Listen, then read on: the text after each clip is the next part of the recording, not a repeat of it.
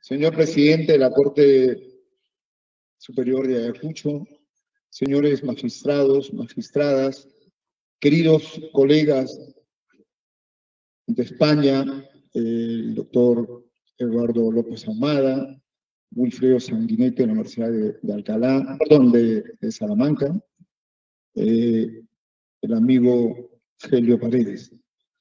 Bien, yo quería mencionar también que efectivamente, como se ha dicho en la presentación, soy miembro de la Comisión Consultiva de Asuntos Laborales de la Presidencia del Poder Judicial, de la Corte Suprema, y en ese sentido decirles que esta comisión viene trabajando la reforma justamente de esta nueva ley procesal de trabajo, ¿no?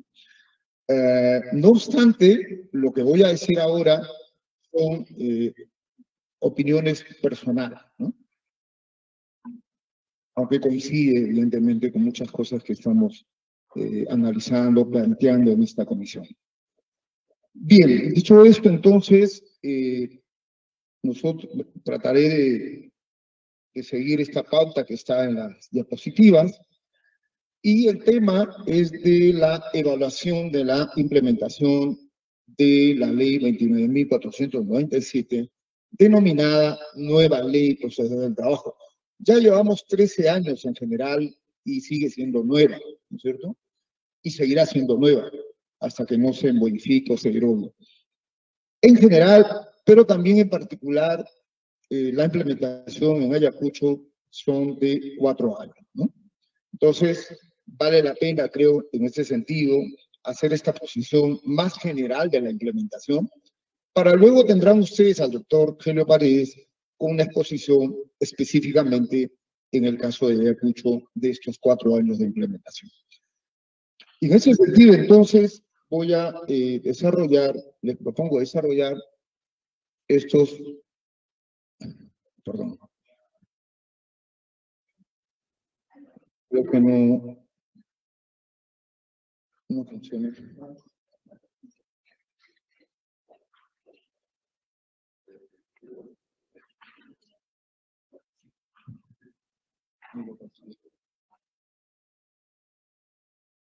Sí, disculpen, son cuestiones tecnológicas que siempre juega a veces mala pasada, especialmente las pilas que a veces no se recargan. En fin.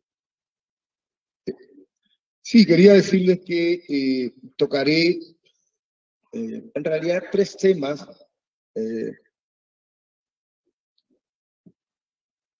¿Sí? Sí, sigan. Bien. A ver, en primer lugar voy a tocar los antecedentes muy brevemente, refiriéndome a la ley anterior, la 26636, como ustedes muy bien conocen, para luego entrar a las razones, ¿no? ¿Cuáles han sido las razones de esta aprobación de la nueva ley procesal del trabajo? En segundo lugar, haré un diagnóstico de esta implementación. Como dije, ya son 13 años y entonces vale la pena hacer un diagnóstico. ¿Qué está pasando con la implementación? Y finalmente, haré alguna propuesta de posible solución a los problemas que señalaré. Y finalmente, para terminar con algunas conclusiones, y luego, evidentemente, me gustaría que esto pudiéramos conversarlo al momento de la participación de los panelistas, ¿no? Entonces, bueno, nada. Creo que la competencia nos hace eso. Ese es el gran problema. Bien, de todos modos, podré ir avanzando y decirles que, como antecedente, ustedes recordarán la ley 26636, que es una ley extraña porque pues, se aprobó un día 6 de un mes 6 del año 96, ¿no? Casi satánica, ¿no?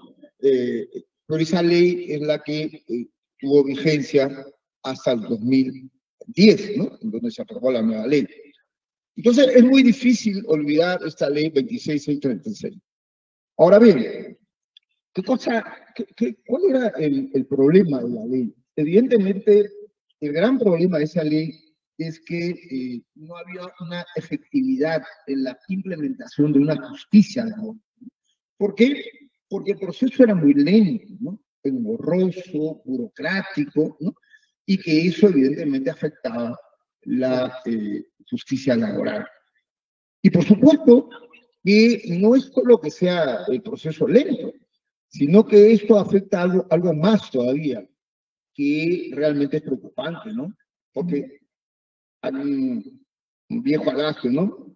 Justicia que tarda no es justicia, ¿no? En eso hay mucha razón.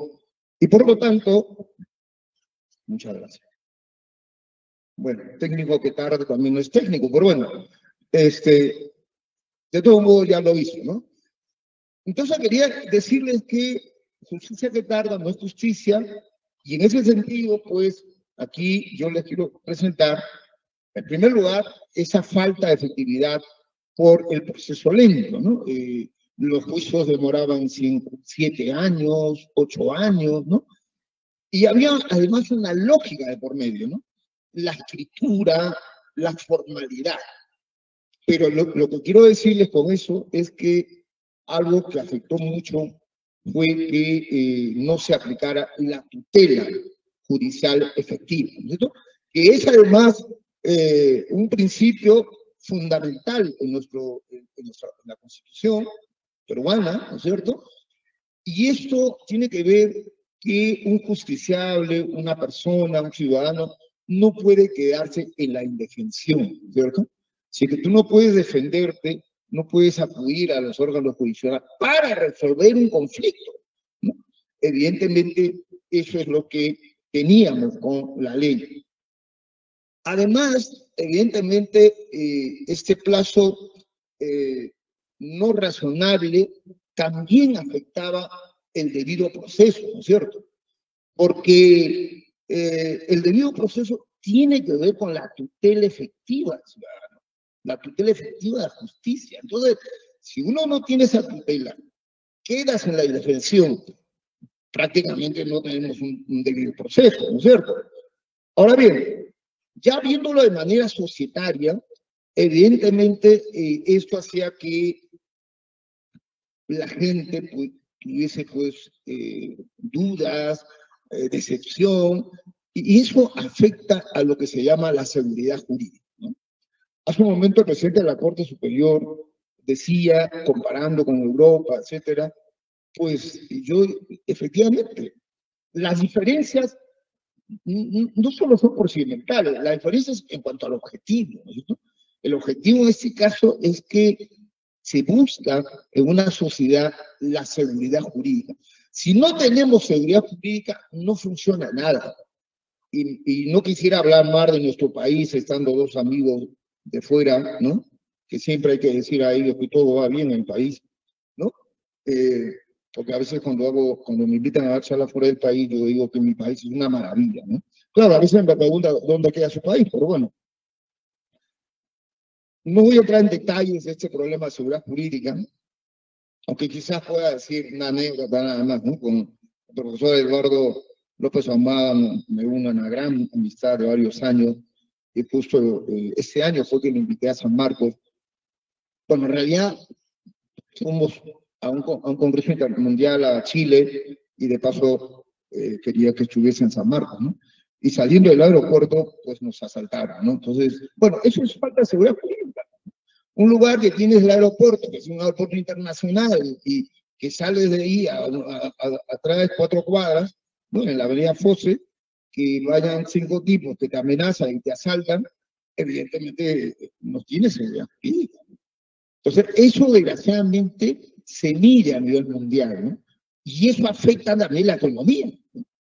Lo que ustedes están escuchando hace poco, el problema de las minas, evidentemente, ¿qué empresa puede, en su sano juicio, poder pensar si quiere invertir cuando no hay seguridad jurídica? Entonces, la seguridad jurídica no es solamente económica, la seguridad jurídica viene de un tema procedimental, viene de la justicia, de tener predictibilidad, de tener pues, procesos que que puedan cumplir el debido proceso, ¿no? Valga la redundancia.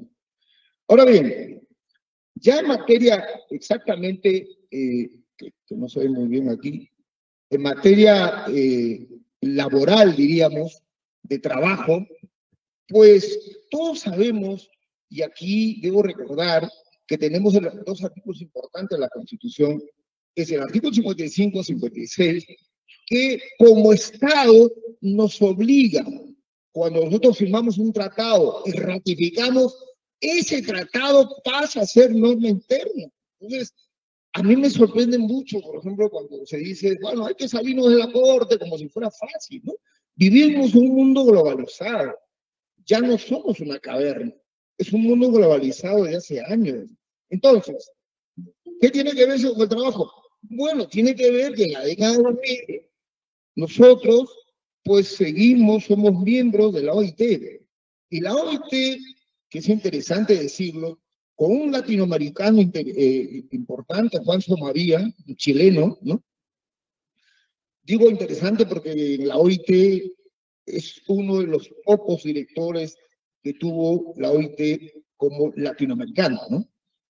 Entonces, en 1999-2000 exactamente, se acuña en la OIT un concepto importante que es el desarrollo del trabajo decente, ¿no? Y el trabajo decente tiene que ver con 3 cumplimientos, que no es tan complicado, ¿no? En primer lugar, evidentemente, creación de trabajo, con respecto al trabajo, etc. Pero sobre todo el segundo, ¿no? Garantizar los derechos de los trabajadores. Bueno, eso es el cumplimiento de la norma, de la ley. Nosotros tenemos hace muchos años extraordinarias normas, ¿no? Desde 1924 con la 4916 hacia adelante. Sin embargo, entonces, tiene que haber un cumplimiento. Y yo siempre lo he dicho a mis alumnos, el derecho procesal, ustedes conocen mejor que yo, el proceso en realidad es un instrumento, pero si no se cumple, es decir, si no tienes los derechos sustantivos garantizados, menos vas a cumplir el proceso laboral. Entonces, este concepto de trabajo decente me parece muy interesante y nosotros estamos obligados, de manera que es una de las razones también por las cuales ya en 2006 se empezó a debatir la posibilidad de una reforma. Yo les he pasado, al doctor Helio Paredes y a su asistente Roxana, porque me pedían algunos artículos, ¿no? Y buscando un artículo, encontré el mío, que es sobre aporte de la reforma procesal laboral. Este artículo que ya lo tienen ustedes, me parece, bueno, no es que yo porque lo haya escrito, ¿no? Sino que es justamente años antes, un par de años antes, de la reforma, de la aprobación de la nueva ley procesal. Y aquí, con la Sociedad Peruana de Derecho de Trabajo, pues se aportó muchos temas para esa posible reforma. Entonces, yo creo que a partir del 2006, 2008, se empezó a debatir en el mundo académico, universitario, también en los sindicatos, ¿por qué no decirlo? Y aquí quisiera señalar algo que es importante hacerlo, ¿no? 2 cosas.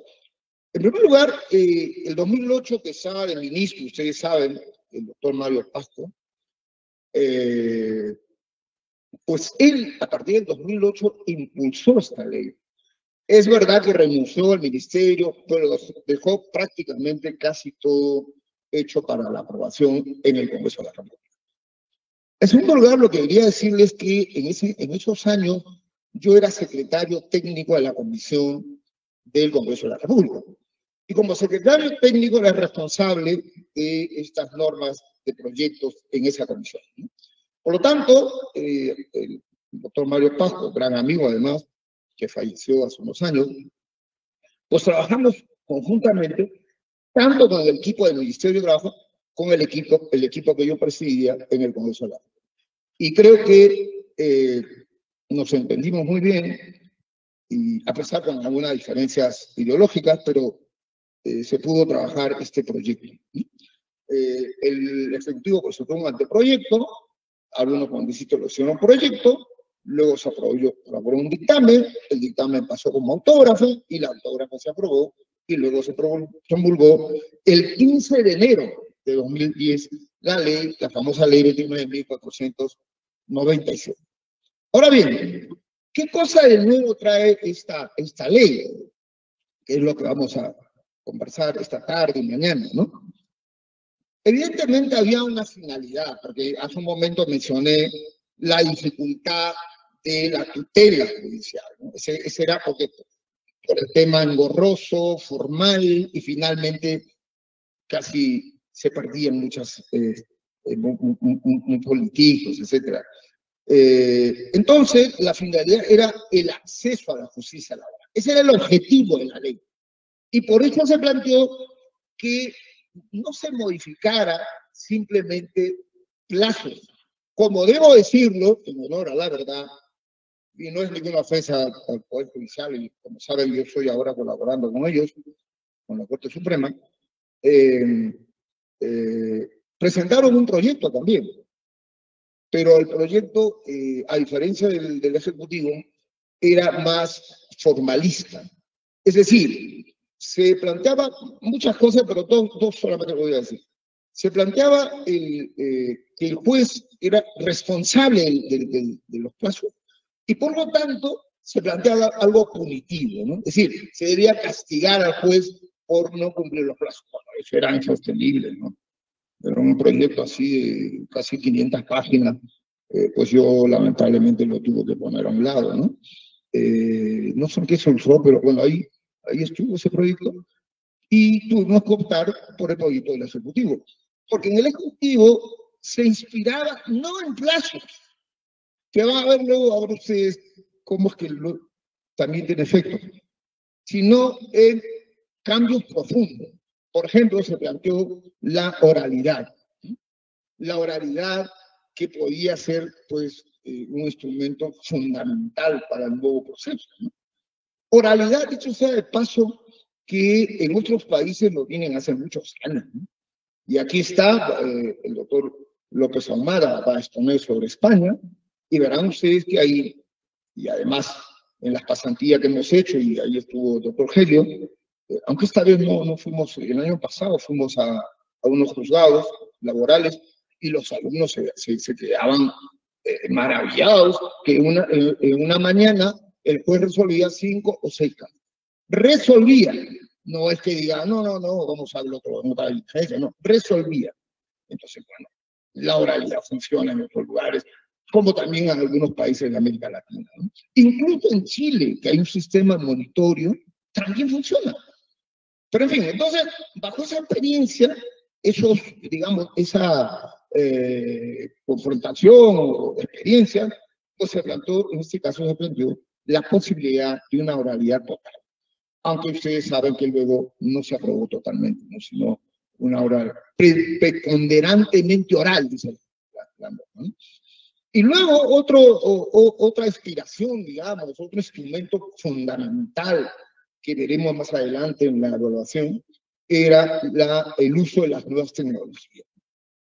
Las nuevas tecnologías hoy hace ya un par de décadas han cambiado todo en nuestras vidas, ¿no? Hoy en día nada escapa a la tecnología, ¿cierto? Las TIC, las famosas TIC. Y por lo tanto, eso tiene que también utilizarse en la administración de justicia. Sin embargo, todavía vemos que en el Poder Judicial se siguen cosiendo expedientes, ¿no? Yo recuerdo mucho una vez cuando me visitó un gran amigo mío, Carlos Palomeque, el doctor Carlos Palomeque, fuimos a visitar el Palacio de Justicia por un asunto teníamos que ver al presidente de la Corte. Y cuando pasamos ahí en algunas oficinas de vidrio, la gente estaba cosiendo, los chicos. Y él me preguntó, oye, ¿pero qué es eso? Yo le dije, no, están simulando, van a filmar una película. Porque claro, ¿cómo explicar a estas alturas de nuestras vidas, de las tecnologías, que jóvenes estén cosiendo expedientes? Eso ya no se ve en ningún lugar de muchos países, ¿no? Bien, entonces, Esa era la aspiración y, por supuesto, evidentemente esto requería tres cosas también, ¿no? Formación, capacitación, ¿no? No puede ser que todavía en algunos lugares en nuestro país haya salas mixtas, juzgados mixtos, ¿no es cierto? Y no haya una especialización, ¿no es cierto? Y peor todavía, a veces jueces, con todo el respeto, ¿no? Jueces en materia penal o civil pasen a ver procesos laborales, ¿no? Eso es un absurdo, eso es una cosa, la verdad, poco eficiente, porque es desconocer la magistratura laboral, ¿no? La laboralidad, el proceso laboral, el derecho sustantivo laboral, hace tiempo que tiene una autonomía, ¿no? Autonomía dogmática, autonomía normativa. Y entonces, por lo tanto, hay una especialidad, ¿no? Y por lo tanto, los jueces tendrían que tener una formación en la magistratura laboral, ¿no es cierto? Pero no solamente los jueces, también los justiciales, también los abogados litigantes, ¿no? Bien, y luego, bueno, era imprescindible la nueva estructura, no se puede hacer un juicio oral en espacios donde siempre se hacía la escritura, ¿no? ¿Dónde grabas? ¿Cómo hacer los expedientes tecnológicos? Entonces, eso era imprescindible. Y lógicamente, el nuevo proceso apoyaría a estas reformas, ¿no? Y eso suponía, y hasta hoy supone, un presupuesto especial, un presupuesto que sea exclusivamente para la reforma laboral procesal, ¿no es cierto? Bueno, también hemos tenido cosas interesantes, ¿no? La ley, bueno, tenemos hasta el día de hoy el proceso por audiencia, la extensión de competencia de la justicia laboral, ¿no es cierto? El caso de los juzgados para letrados, la extensión de competencia, me refiero, el tema de la participación de los sindicatos, ¿no? Ya no simplemente con un poder, sino que hay una legitimidad que se les reconoce a los sindicatos. Por supuesto, también la defensa de oficio, ¿no? Eso tiene que ver con la Constitución, con los grupos vulnerables, ¿no? La madre gestante, menor de edad, etcétera, etcétera. Y algo importantísimo que no podemos desconocer, las nuevas facultades del juez, ¿no? El juez está empoderado. Lo que pasa es, déjenme decirles, mis queridos amigos y amigas, a veces los jueces no implementan ese poder, ¿no? Hoy el juez puede incluso concluir un proceso en la primera audiencia, ¿no? Pero a veces no tiene, no sé si valor, conocimiento, no lo sé. Bien, y con la incorporación de la oralidad, del principio de la oralidad, pues por primera vez se podía implementar la inmediación y el principio de concentración. Porque si eso lo tenías en la 26 y 36, pero sin la oralidad, ¿cómo puedes tener el juez podía tener inmediación con los justiciables si todo era escrito? Igual con el tema de la concentración, porque simplemente había una lógica procesal civil que simplemente el juez resolvía de manera escrita también, ¿no? Y por otro lado, no sé si ahí Mario Pascu y yo fuimos incrédulos, porque planteamos y creímos mucho en la conciliación judicial. Y vamos a ver más adelante cómo esto ha fracasado, ¿no? Porque creemos todavía, y sigo creyendo, ¿no? Que yo creo que en un proceso laboral que no se debate grandes temas, ¿no? Aquí no se debate herencia ni enormes propiedades, se debate un mísero sueldo, el cumplimiento de la norma, que el empleador tiene que hacerlo. Si se debate eso, pues eso es posible de conciliar, ¿no? O por lo menos oficiar la conciliación, que es lo que se hizo con la nueva ley, ¿no? Una audiencia especial, ¿no? Porque la 26 y 36 teníamos, efectivamente, había la conciliación, ¿no? Como acto procesal, pero era solo una invitación del juez. Hoy en día no, incluso hay un test de conciliación, ¿no? De derechos. Pero parece ser que eso ha fracasado, como veremos más adelante. Bien, eso es un poco entonces la novedad de la nueva ley, ¿no? Así se aprobó por esas razones que expuse hace un momento. Ahora pasaré ya a mi segundo punto,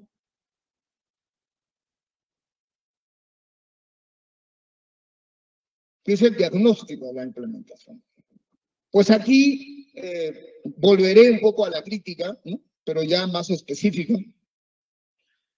Mencioné que la tecnología, que la infraestructura requiere evidentemente un presupuesto y nunca se aprobó un presupuesto especial. Entonces, ese es un primer diagnóstico, digamos, muy importante, porque aquí no se trata de la responsabilidad de nadie, ni los jueces, ni oficiales, aquí se trata de cosas que hay que analizar de fondo, ¿no? Si no hay un presupuesto, si no hay infraestructura, si no hay jueces formados, evidentemente esto va a fracasar, como está fracasando, ¿no? Entonces, los órganos jurisdiccionales, incluso en algunos casos, se han reducido,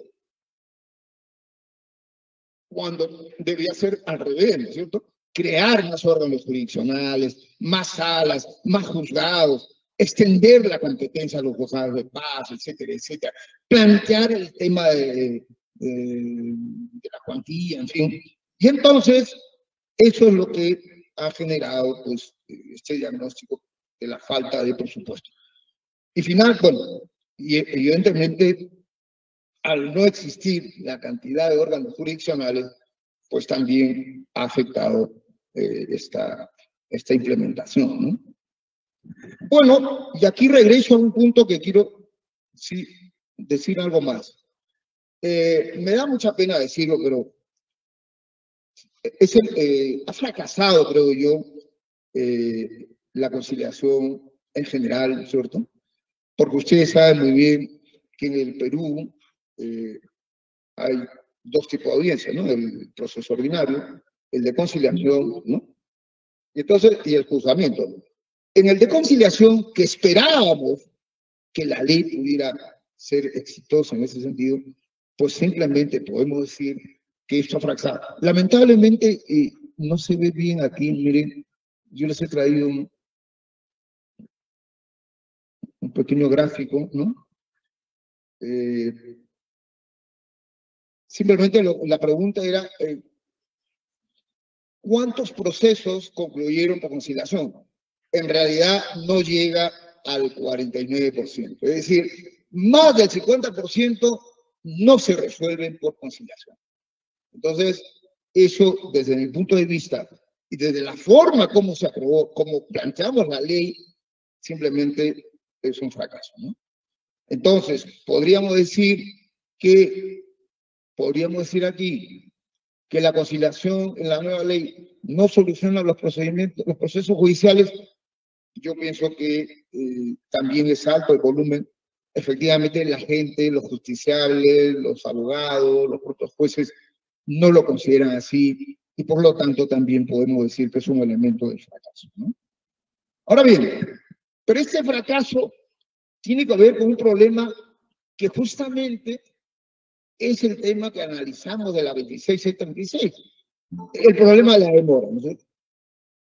Y ustedes lo conocen mejor esto que yo. ¿Cuál es el plazo que se está usando, que se está utilizando hoy en día? Las audiencias de conciliación se programan entre 3 a 4 meses. Esto va para mis amigos de España, ¿no? La audiencia de conciliación se programa, por lo menos esa es la experiencia en Lima, ¿no? Yo no conozco Ayacucho exactamente. Y entonces tiene la audiencia de conciliación. ¿Y qué pasa en la audiencia de conciliación si fracasa? Lo que simplemente hace es, escúchenme esto, están programando la audiencia de juzgamiento a año y medio. A año y medio. Qué escándalo, ¿no, Eduardo? Porque eso no es justicia, ¿no? A año y medio. Evidentemente, no es por responsabilidad del juez. El juez pues tiene, en procesos orales, tiene la cantidad de carga procesal, ¿no es cierto? Y las audiencias no se pueden hacer, salvo que el juez sea un robot, ¿no? y no se esté durmiendo en una charla, ¿no? O sea, inteligencia artificial podría no trabajar día y noche, ¿no? Pero un juez, un ser humano, no puede hacer más de 3 audiencias en el día, ¿no? Y eso es mucho, porque, como digo, la oralidad no es la oralidad total que tienen otros países. Esta oralidad la tienes que escribir, además. Entonces, con eso, pues muchos terminan con psiquiatras, ¿no? Pero bueno, tengo un par de amigos que están con psiquiatras, pero no es general, ¿no? Entonces, pero vean ustedes que los plazos es terrible, ¿no? Es terrible. Ahí lleva prácticamente 2 años sin resolver absolutamente nada, porque hay de la resolución, ¿no? Que puede ser en contra del justiciable, el trabajador, y evidentemente la apelación, y en algunos casos, de la parte empleadora, la casación, pues tienes 6 años tranquilamente, ¿no? Bien, entonces, la pregunta cae por su propio país. A modo de conclusión, en esta parte, diría, ¿es necesario modificar la nueva ley procesal del trabajo? Aquí quiero decir algo que vale la pena. Mire, ¿por qué hago esta pregunta? Porque muchos laboralistas, digo muchos porque hay varios, no coinciden ni tienen esperanza esta nueva ley procesal, ¿no? Porque simplemente lo que quieren es derogarla, aprobar un código de trabajo, en fin, que tenga la parte sustantiva, individual, colectiva y procesal. Que me parece interesante, ¿no? Pero un código de trabajo no se aprueba tan fácil. Ustedes saben que hemos tenido una experiencia triste bueno, una experiencia importante, pero al final fracasó la experiencia de la aprobación de de la Ley General de Trabajo. Ustedes recordarán, cuando se volvió a democracia con Paniagua en el Perú, pues se formó una comisión para elaborar justamente una Ley General de Trabajo, que el Perú sigue siendo uno de los pocos países en América Latina, ya por no decir en el mundo, en América Latina sin Ley General de Trabajo y por supuesto sin Código de Trabajo. Paraguay tiene su Código de Trabajo hace 60 años, Bolivia tiene, todos los países tienen, excepto Argentina y Uruguay. Pero Argentina tiene una excelente ley de contratos, le basta de eso. Y Uruguay tiene la mejor ley en América Latina sobre relaciones colectivas, que también le basta. Entonces, yo creo que esa propuesta no me parece en estos momentos viable, ¿no? Hay que plantearlo hacia futuro, por supuesto estoy de acuerdo. No código quizás, sino una ley general de trabajo. Perfecto. ¿Donde puede estar el procesal? Sí, podría estar.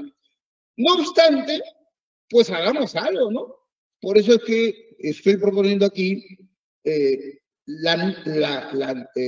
digamos, la necesidad de modificar.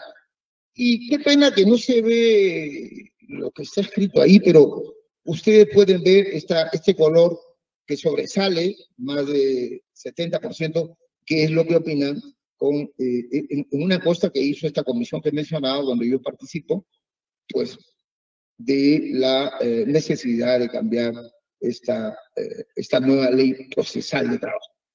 Y eso me lleva a mi cuarto y último punto de desarrollo.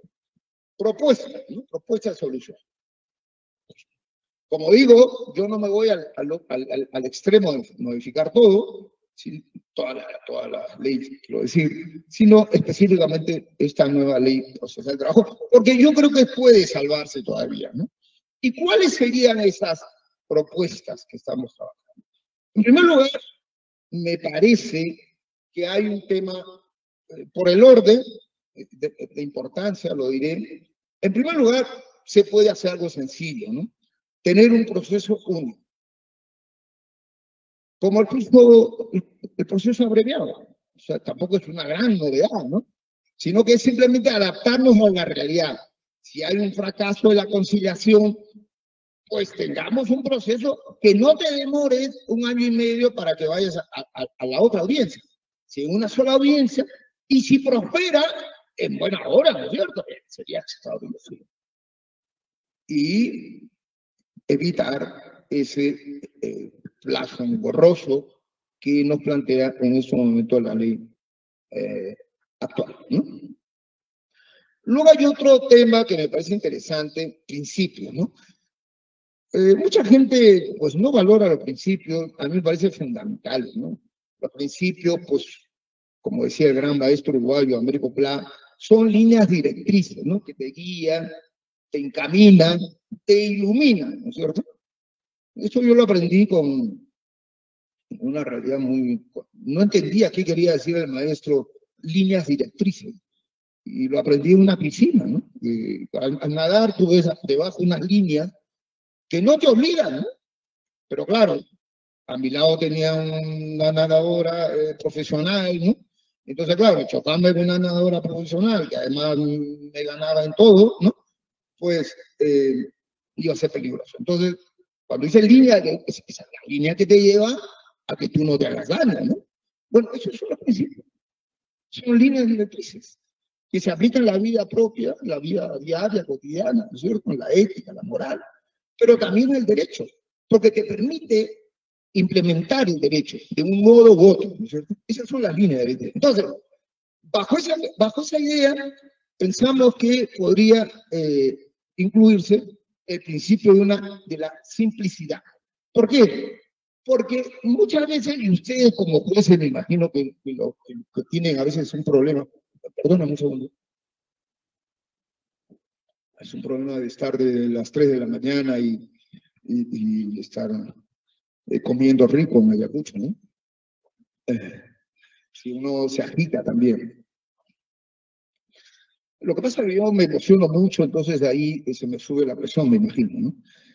Bien, entonces decía que la simplicidad, muchos jueces, pues al aplicar una norma, etcétera, a veces tenemos el problema de falta de esa guía, ¿no? O sea, ¿cómo diablos aplicas esta norma, no?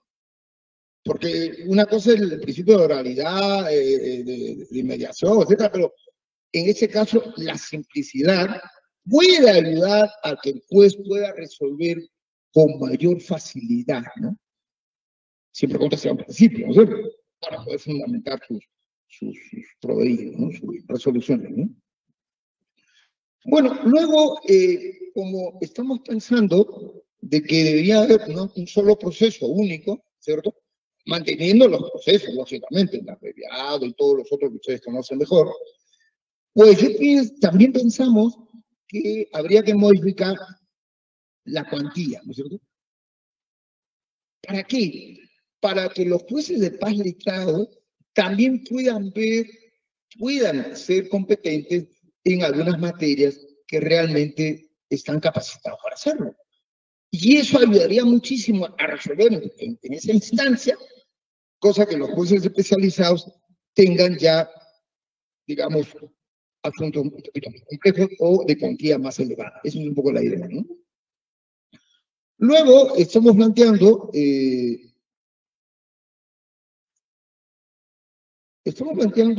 la modificación del artículo 16 de la nueva Ley Procesal de Trabajo del Estado.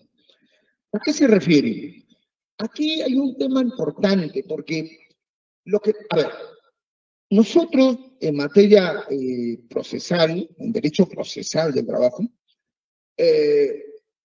hay todavía una debilidad, ¿no es cierto? Porque en el derecho sustantivo, tanto individual como derecho colectivo, tenemos lo que se llama la autonomía dogmática, ¿correcto?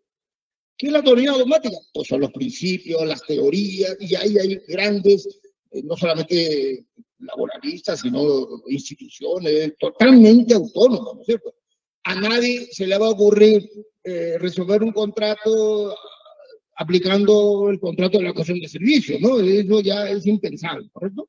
Sin embargo, en materia procesal, que también tenemos una autonomía dogmática, pero nos falta la autonomía normativa, que eso es lo que nosotros hemos, creo que, pecado en esta ley, porque claro, en el caso de la demanda, por ejemplo, derivamos al Código Procesal Civil, pero el Código Procesal Civil tiene otra lógica.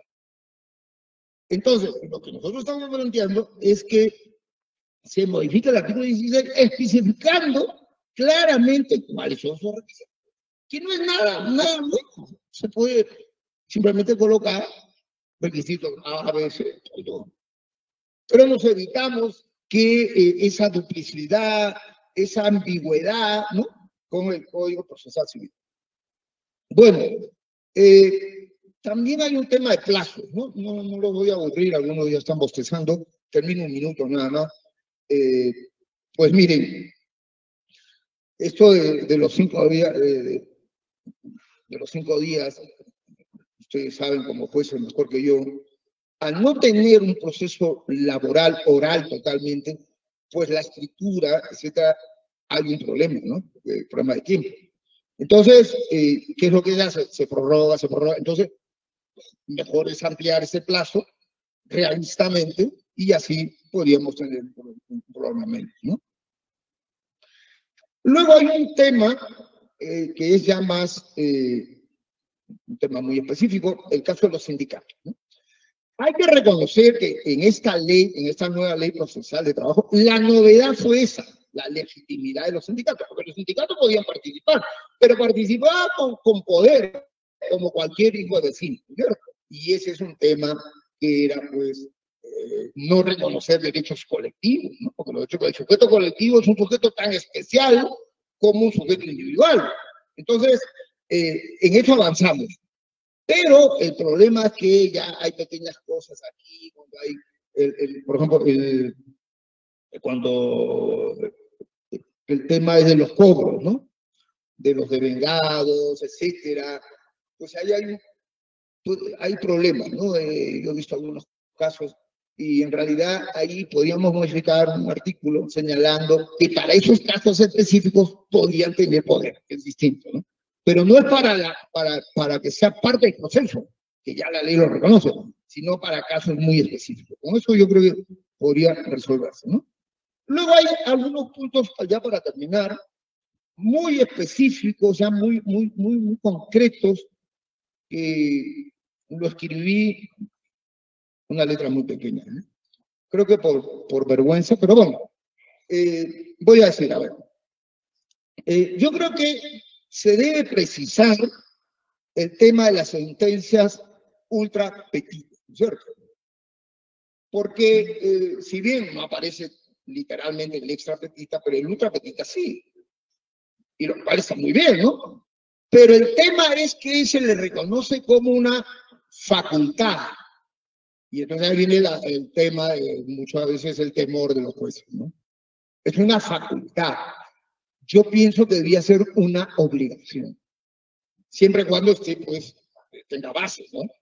Si hay un error ahí y se da cuenta el juez que le corresponde otro monto, ¿no es cierto? Puede fallar, ¿no? Bien, luego,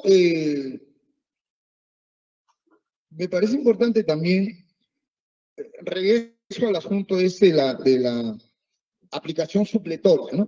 El gran problema de la falta de autonomía normativa en nuestro proceso laboral es que, pues repetimos lo de la 26C36, señalando que en casos, digamos, no normados, se aplica supletoriamente el Código Procesal Civil.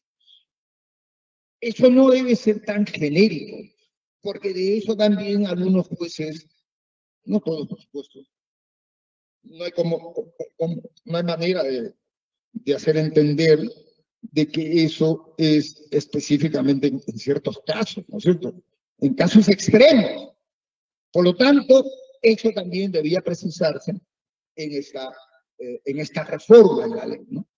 Bien, dicho esto, entonces, lo veo como algo más, mucho menor, ¿no? Que las anteriores que he mencionado. Y para concluir, simplemente algunas conclusiones muy generales, ¿no? Yo pienso que tenemos que volver a ese interés cuando hubo estos eventos académicos, hubieron un debate, ¿no? Previa a la ley, ¿no? A la nueva ley procesal. Y creo que ahí deberíamos incorporar nuevamente en el debate ese nuevo concepto del proceso laboral. Eso me parece fundamental, ¿no? No puede ser ni copia, ni calco, como decía un gran amauta nuestro, del proceso civil, tiene que ser una nueva concepción. Y para ello existe muchísima experiencia, ¿no? El caso aquí cercano, el caso chileno, por ejemplo, existe el proceso monitorio que le resuelve muchos problemas, por ejemplo, ¿no? O el caso español, la oralidad completa, ¿no? Luego, evidentemente, bueno, ya lo he dicho, ¿no? Lo fundamental son los plazos, pero los plazos van a estar en función de los cambios estructurales que se hagan, ¿no? Porque de nada sirve decirle, el plazo es tanto, bajo responsabilidad del juez, y no tienes infraestructura, no tienes jueces especializados, los litigantes, los abogados litigantes pues no tienen la cultura de la conciliación, todo lo ven conflictual, etcétera. Evidentemente eso es imposible cumplir, ¿no? Y yo pienso que también para estos cambios necesitamos la participación de los trabajadores. Yo me quedé muy impresionado porque participé también en este proceso largo de la nueva ley, perdón, de la Ley General de Trabajo en nuestro país, y ahí se pudo constatar que fue muy importante la participación de las organizaciones sindicales, ¿no? Creo que para esta reforma habría que hacer participar a estos sujetos colectivos. Ahora bien, pero también el proceso laboral no solo ve el lado trabajador, sino también el tema de la participación de los empleadores, ¿no? Los empleadores yo creo que deberían, pues, bajo una nueva ley, o sea, que la ley le dé facilidades también para una concertación, para una conciliación, y eso sería muy interesante para un país como el nuestro, ¿no es cierto? Bien, y finalmente, pues este respeto a derechos laborales no solamente proviene de los jueces, ¿no? Proviene de un Estado de Derecho, de un Estado democrático, de un verdadero Estado social, ¿no? Bien, muchas gracias.